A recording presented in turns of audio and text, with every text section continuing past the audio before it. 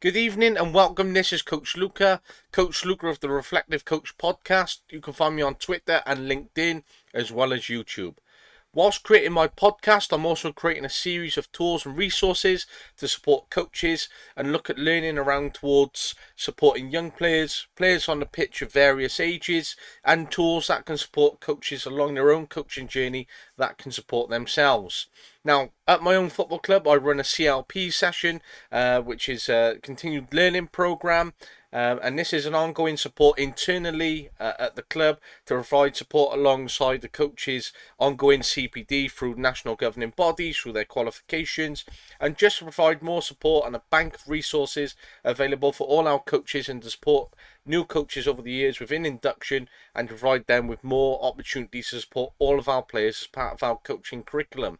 So as I decide to create more resources for CLPs and videos, I decided to share across my own YouTube channel, which is Coach Luca, the Reflective Coach, and it'd be great to share some more resources and get further thoughts and network and share a part of what I'm working on and create that environment of learning amongst all of our coaches.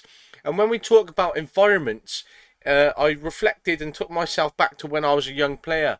And when I first wanted to start out in football, and thinking of some of the environments that my dad took me to, and just what he sourced out for football teams within the local area, and what I ended up going to, and then in the perspective of what I do as a coach and how we attract players and what we want to create for them as soon as they enter the coaching environment that we've created here at our club and what we create as coaches as well. So I remember once going to a training session. I was maybe 6, 7, maybe 8 at the age of at that age. When I first joined a football club, if I recall correctly, or was looking to join a football club, I started out at a club which was in a varied demographic of personalities. So let's say there was a lot of street smart kids from where they would be out on the estate, especially of that age, and they'd have a bit more open personality in terms of saying things back, and there'd be different nationality, etc. So it was a very multicultural team, very inclusive, but to take in consideration as a young kid, when you're going into that environment, you're not speaking the language and hearing some language between some of the existing peers of the same nationality from the estate or area that they're living, and they're already forming friendships. They go to the local primary school. You don't know the coaches. You haven't got any of your friends there. It was quite an intimidating environment. I only went training once a week, and it was only for an hour. So, in terms of what my dad probably thought, and I can only make the assumption here, an hour a week at 6, 7 years of age, not a bad way in for someone who wasn't exactly massively into playing football at that moment in time, but someone who wanted to get started, especially a good way to try and get a way in and a route into football without taking up too much of their time as well, if I wasn't going to give it my full commitment, which is always good from a parent's perspective, to sort of bleed into what a child wants to do, source out whether it's their full commitment, and obviously the parents give more commitment as the child gives more commitment, more interest, and have more love for it. But it was a fairly organised environment. They had a tuck shop as soon as you finish training, so I'd always end up with a little packet of sweets, which was always a nice incentive. But then, I'd end up at a young age going, oh, I can't wait to finish training. I want my bag of sweets, and then I'm gonna, maybe go home or relax or something.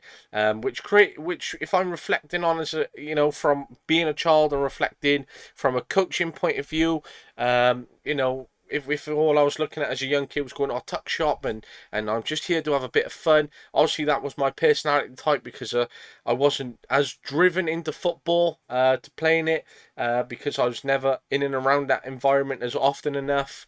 But you're not always going to find that with a 6, 7, 8-year-old, and that's the whole point of the reflective journey, and where I take myself, and the excitement that leads to us understanding our players and relating to our own experiences and what we want to create as coaches, etc.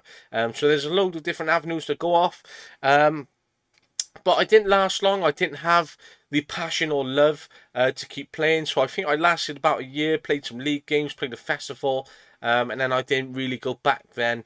And it didn't really bother me until I got a little bit older in year five. And then I heard a lot of my mates were playing for the same football team in the class, coached by one of the players' dads. And then I asked my dad whether I could go along. I went along, enjoyed training session. I ended up signing up, and I spent 2.5 seasons playing for the team. And in terms of the environment, first off, created by these coaches.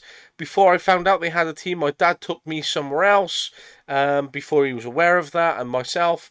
And it was just on a field, a little bit disorganised, some players just kicking a ball around. I can just remember lots of equipment in the middle. It was a warm summer's night. I had sort of some football kit on, just a general pair of trainers, I think maybe. Can't exactly recall the details, but just someone turning up for that environment, and it was a little bit disorganised. Didn't really know what was going on. Didn't really have the explanation, and I didn't sort of go back to that one. And then when I found out my friend's dad had a football team, and all my friends were playing, I was well up again involved in that straight away. And I remember the coach, again going into a sort of similar culturally diverse area as the one of the football team that I played for a couple of years before. It was on a field in quite a, shall we say, a rougher area, and some of the kids were a bit more street smart, and were just turning up the training without tops on. They didn't have their shin pads on. I remember on my first session, one of them blasted the ball and just wasn't training with me because I was partnered up with him, and we were just doing 1-2 passing. He wouldn't take a touch. He was just letting the ball roll, and he was just there for as and when he could turn up for training, and then the coach sent him home. And I think that was one of the very few times he ended up playing for the football team. Um, and Yeah, so that's how his football journey turned out. I don't think it lasted very long at that point. And then it was just sort of, rocking up, cones, get a game out, some balls, basics, and it was a lot more enjoyable. The environment was very enjoyable in terms of training, being there with your friends, and it was created in an environment and atmosphere that allowed us to enjoy it for our age at year five. The match day environment wasn't the greatest, as we weren't a massively great team. We had some less technical players, myself included, and that's because we only trained for an hour once a week. We worked on basics, and then we struggled on match day, and then the coach couldn't really, regulate his emotions on match day, would often lose his temper. And then I remember at the end of year five, he decided to step down, as I believe that he had a new job or something like that. And then one of the other boys' dads took over. And then he built on sort of the enjoyment of training, but turned this round. And I don't think we lost that season, or if we did in year six, it was very, very few and far between, because we just ended up turning into a fantastic team.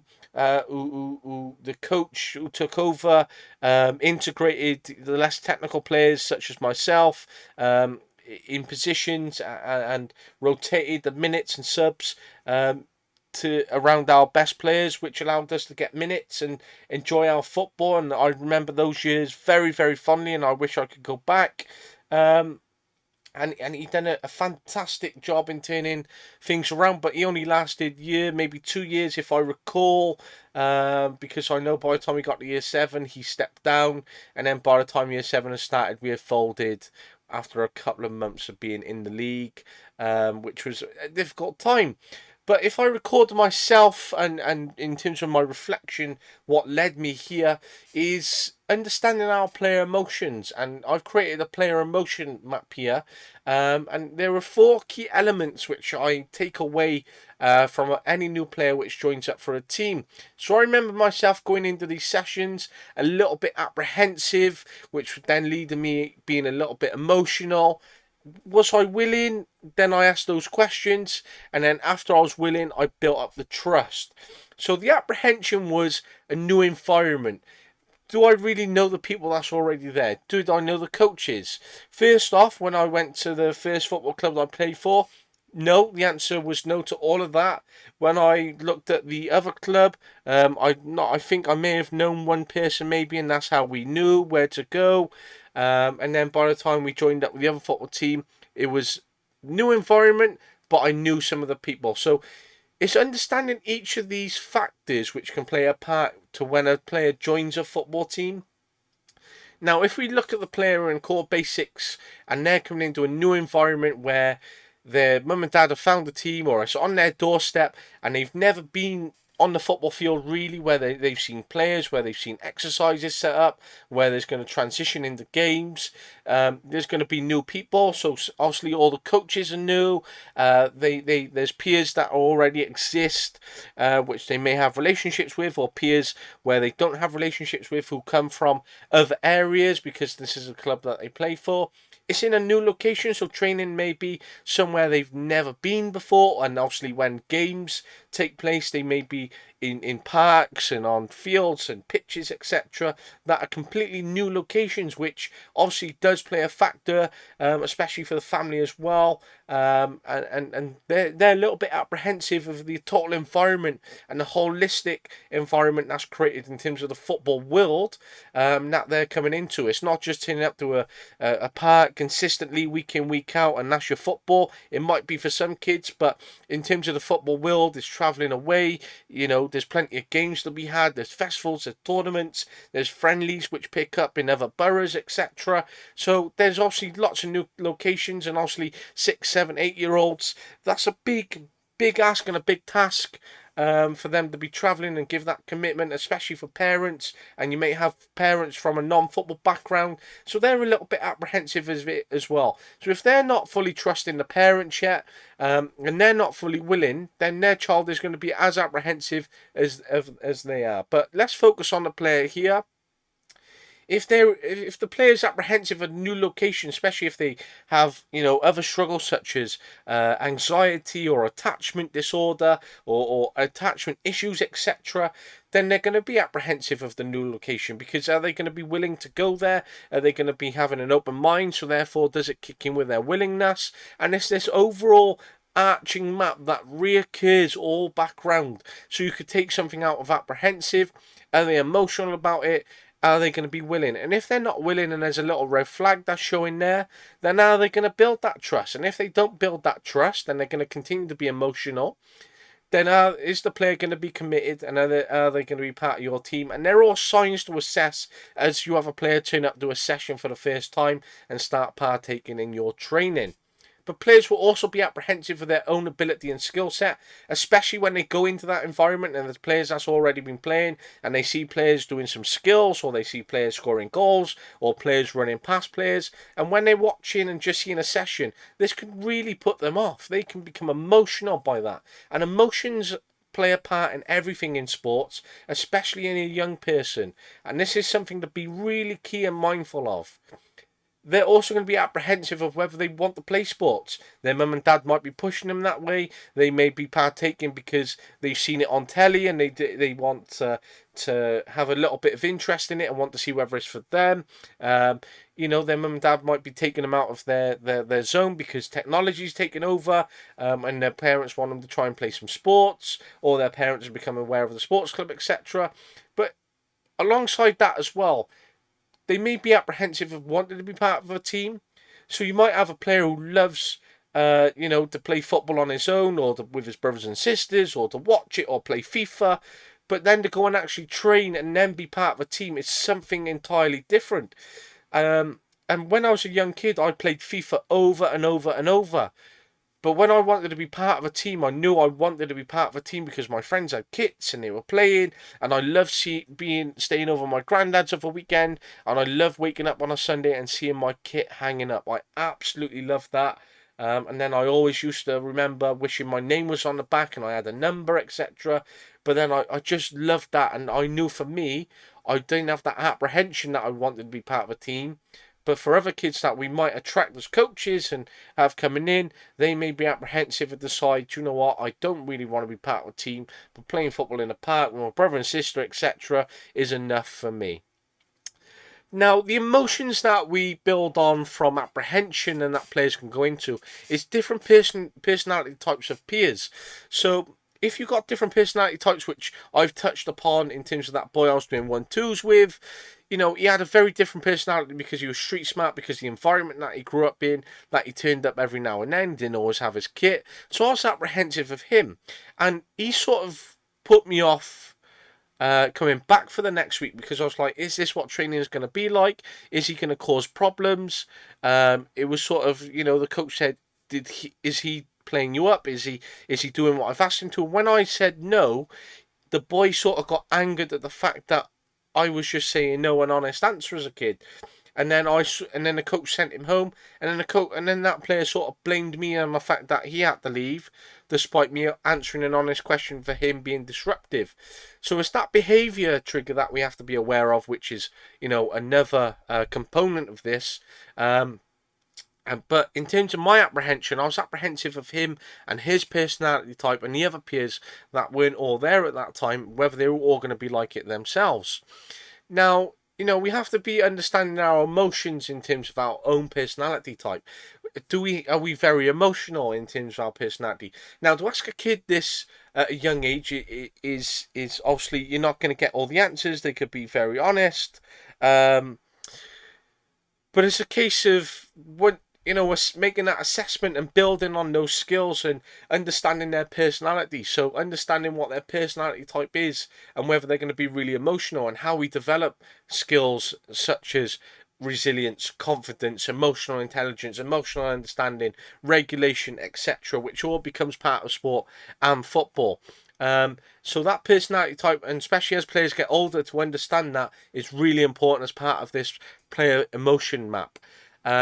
And that lack of experience, so players can become emotional that they're not able to do something as well as their friends, or that they're not able to do something at all. And when I've spoken on the podcast, and I said within the last episode, in terms of creating environments, is creating that comfort blanket and that comfort environment, and then also having that challenging environment. So the two different environments that can both marry up. Now, you can have a comfort environment where you can embed challenges within that, but then you can also have two different environments where players can't be comfortable in the challenging environment because everything's totally new to them. It's taking them out of their comfort zone. It's trying to push them to a next level. You're doing an exercise they've never done before. You're trying to extend on terms of their skill set that they've never been challenged in before, or what they're not used to. So having that personality type goes into that willingness and that trust.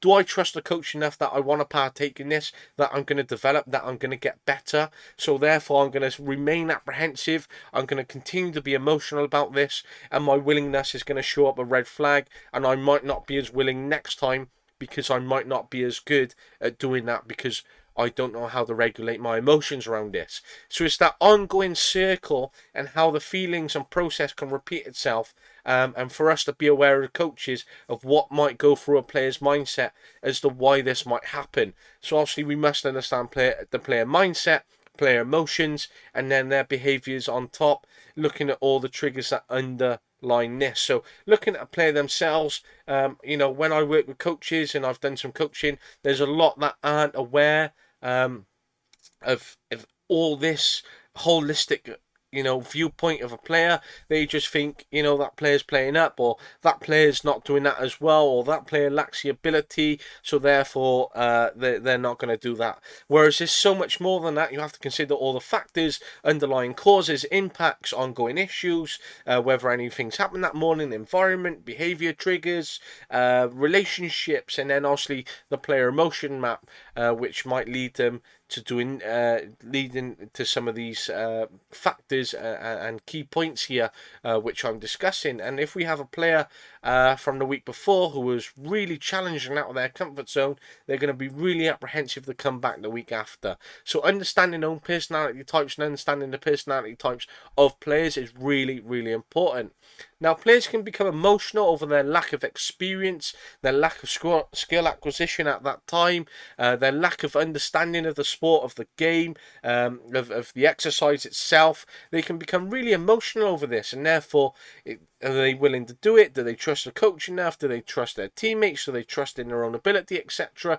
Therefore, they're going to remain back-end apprehensive, and they're going to remain emotional. So it's about understanding this player emotion map, and if you can reduce some of the emotions in terms of embedding resilience and developing that over a period of time, they're going to become more willing, they're going to have more trust, and apprehension will therefore drop, and therefore they're able to regulate their emotions a lot more. So then you can create those challenging environments. So it's having that balance and that marry up between the player emotions and having those challenging and comfortable environments which players can really learn and develop from. Emotions, again, lack of existing and a lack of relationships with peers, which can make them really emotional. So, for example, if my best friend wasn't at training and I turned up, sometimes that would really throw me off as a young player. And again, that's, me as a young player in terms of that environment, which is really comfortable, but I was emotional over that fact that he wasn't there, and therefore maybe I wasn't as willing to do something as much, or I didn't trust some of my other teammates, and therefore it took me out of an environment which made me a little bit worried in some of my own beliefs, etc. But then players, what are they willing to do? Are they willing or unwilling? And this is where it comes into this component. Are they willing to learn? Are they willing to form new relationships? Are they willing to form new friendships, to participate, to grow, to be challenged, to listen, and to engage? Now, when I was a young player, I was very willing to learn because I really wanted to get better as a footballer. I had a mind where I really loved football. I was always playing FIFA. I could tell you all the players on FIFA 2004, the teams, the kits, the badges, the music. That's because I got so engrossed in it. And when I was on that football pitch and I was watching games, etc., I always wanted to learn. And when I saw my best mate scoring goals for fun, I wanted to learn how he was able to do that and how that could, make me better. Obviously, I didn't understand that. It came down to, some natural ability where he was, head and shoulders above me, and he still is, where we've ended up playing alongside each other over the last few weeks after 10 years of not being, 10, 15 years of not playing alongside each other. But I was always aware over the years of how well he's done. But to play alongside him again after that period of time just reminded me, as when I was a young kid playing alongside him, how good of a player he was. And he had that natural ability. But I wanted to form new relationships and friendships. I was willing to, I wanted to get to know the kids off the estate. And I was like, oh, right, when I go to high school, I'm going to know so-and-so because they come from this primary school. And when I go into year 7, I'm going to know so-and-so. And that, that all builds on. And they're all factors as coaches of what we can instill within our coaching sessions, within our club, in terms of what's really important and how we can impact all of our players. Now, am I willing to participate? Yes, I was willing to participate because I wanted to learn. I wanted to come back into training, and I wanted to do well. I also took up swimming at a period of time, but I wasn't willing to remain committed. And I know that's not on there, but there's so much more we can add to this map, which could really make it detailed. And this is just a foundation before I build on it and then continue adding. And just on the foundations itself, there's so much in this, and there's so much that I'm pulling out, which is so key that before we even move on to the extensions and we look at this further on, that we could add to here. But in terms of swimming, I was willing to participate, and then when I was taken out of my comfort zone out of the swim in the deep end, which I really wasn't comfortable with, my willingness to participate week after week dropped, and I stopped going. And once I stopped going, that was it. I no longer done swimming, and I gave up swimming. I was willing to grow as a footballer, but I didn't really know how. I wasn't really supported on the pitch as much by the coaches at that time. I know they'd done as much as they could around their own schedule, especially being volunteers and what they could offer. But I really wanted to grow, but I didn't really know how. And that's what I want coaches here to be really aware of is how we can grow all of our players, and even off the pitch, even if it's a quick, teams meeting with them, it's about using that technology and those tools which didn't really exist or weren't really around when I was a kid, and everything was still on paper back then, much more than it was now. But we have those opportunities just to sit down with a player for half hour. I address some IDPs, and we're talking, basic grassroots here. If I'm talking about academy, the minimum expectation would be to have a teams to address IDP points, to sit down with a player to ensure that they're growing, that they're being challenged, etc., etc. And a player emotion map for a player in an academy, will differ to something like this.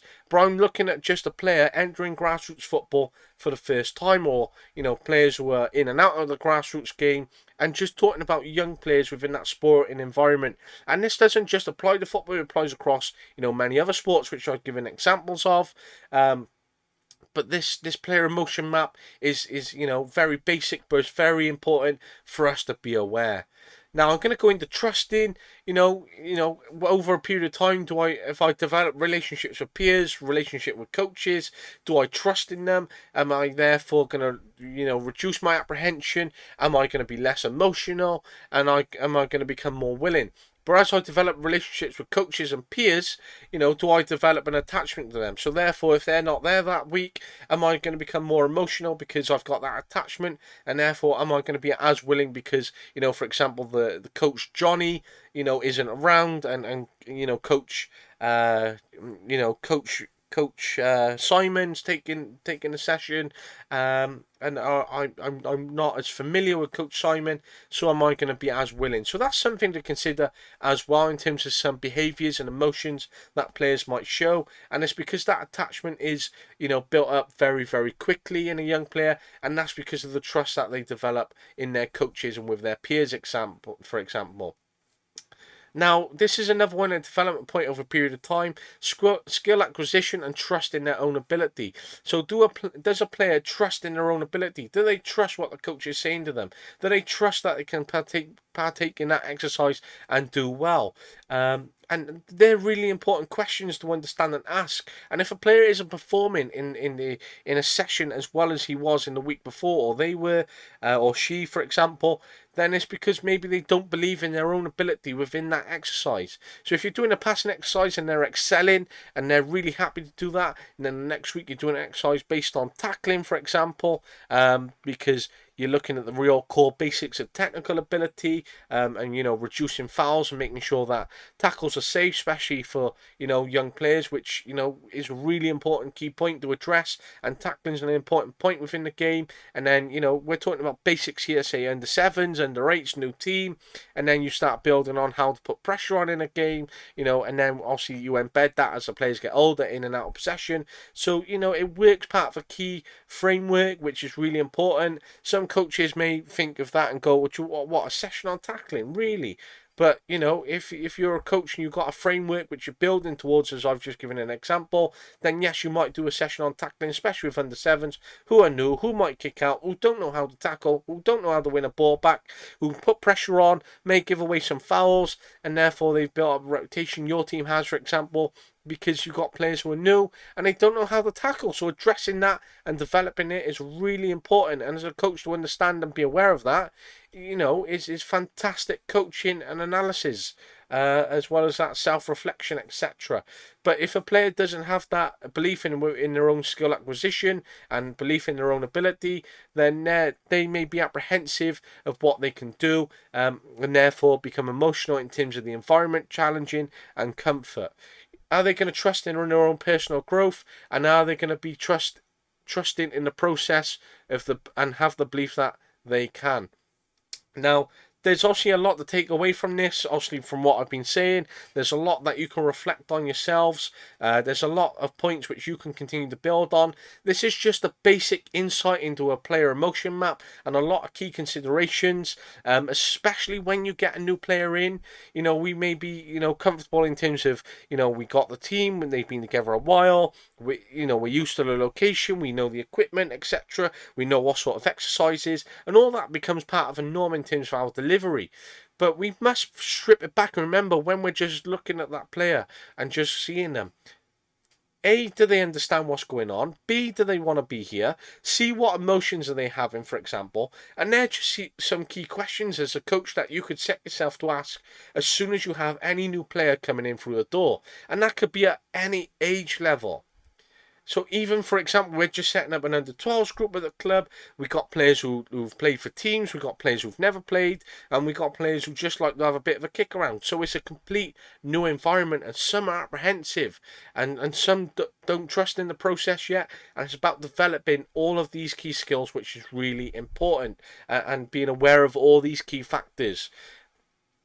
And this is just, key insights and some key tips and some considerations to think of. And when you look at that player and he stood there or he's trying to partake, etc., are they apprehensive? What emotions are they going through in their own mind? You must remember that they could be 6, 7, 8 years of age and they're going, I don't know anyone here, I'm a little bit upset, or I've never done this before and I'm a bit scared to get things wrong. And you want to create that environment where they can be comfortable to go, I'm going to get things wrong. So even though we are talking about challenging environments and things completely new and coming out of those comfort zones, there is comfort that you must always have, and they must be part of your maybe non-negotiables or part of your coaching principles or part of your session principles. And it's how you break that down as a coach. And there's so much in the world of coaching to consider, and there's so much going on all the time. Some people think it's just a case of putting a session together, you deliver it, bang, and you hit all your targets, you meet your objective, and off you go. But it's not. There's a million different things happening all the time within that session. And when you actually strip it down, you reflect on it, there's so much more, even when sometimes you don't even realise going on within that session, even what you may not have planned for, that is taking part and to be aware of. And that young kid might, be so scared to get something wrong, that they're going to express those emotions. They may not show it on the pitch, but they may go home, they may break down, therefore they're unwilling to come back. They don't trust that they have that self-belief, therefore quit sports or don't return to football, may drop out, finish, and therefore have that apprehension in their own personal life. So again, it's looking at the players, looking at the player themselves, in terms of being a footballer, and then we must look at the person themselves. And that's what I mean. Once I start going off little routes here and there or ask questions, there is so much more which is part of the underlay, so much more which could be stripped back in terms of the information, how we layer things, in terms of going, do you know what, I never actually thought of that, I thought of this but I never thought about that, so I've stripped that back, and then what, I never realised that, oh, strip a bit more, oh, there's that. So there's so much going on within these sessions which is really important in terms of the coaching process. But this is just, a helpful tool. I hope to build on it. I hope this has given some key tips. Remember to always try and reflect in the mindset and basis of the young player yourself. Put yourself in their shoes. Show some empathy. Not sympathy, but empathy. Emphasize with how they're feeling, what they're going through, what kind of environment, what it was like for you as a young player. If you've got a child yourself, speak to them about their feelings, write that down, and then make sure that relates to a player that's coming in. And these are just some, key considerations, and there's so much more to build on, and I really look forward to building on CLPs and providing more resources and supporting coaches, because that's part of my key framework as a head of coaching and chairman of a club, and how I want to support coaches from my own experiences and my passion, my drive, etc. But this is the player emotion map, and I hope you've taken something from it. Again, I'm on LinkedIn and Twitter, the Coach Luca, the Reflective Coach. LinkedIn, the Reflective Coach Podcast. Find me on YouTube, Coach Luca, the Reflective Coach. Hope you're listening to the podcast. I hope you pick up on some more resources. It's always great to network. I hope to build a bank of resources. I hope I could maybe link up with other coaches on teams and things like that, and discuss some of our ideas, question, challenge each other, build on some of these ideas. And these are the interesting routes which I'd love to go down, and especially for CLP coaches in the club, there's questions to be asked. We could always hold the teams, internally, but this is the excitement that I get from creating this, kind of bank of resource and putting this together. But I really hope you've taken something from it. Again, if you ever have any questions, just drop a like, a comment, subscribe, get in touch, drop me a message, etc. Always willing to get back and discuss with those who want to, get in touch and have those questions. But take care, and as always, thank you from Coach Luca, the Reflective Coach.